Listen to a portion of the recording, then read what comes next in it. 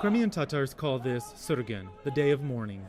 Those here say they're not just remembering the events of several decades ago, but protesting the events of just a few months ago. Putin must understand that it is impossible to fight people. You can repress them, but you won't be able to force them into the stable again. We will free Crimea. They say they're worried about their families, many still living in Crimea, now under Russian control. And they're asking the government here in Kiev to help.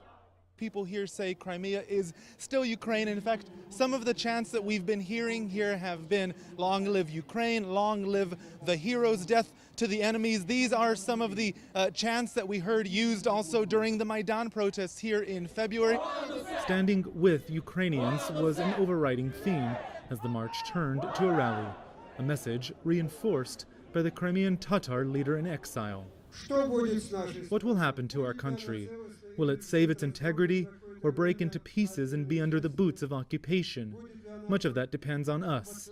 If we can remain in solidarity, if each of us will fulfill his debt, his national and civil obligation, I think we will certainly win.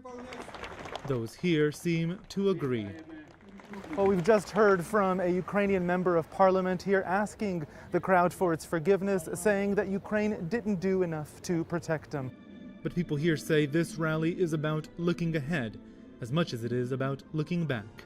They say they're just as committed to saving their future as they are to remembering their past. Roee, CCTV, Kiev.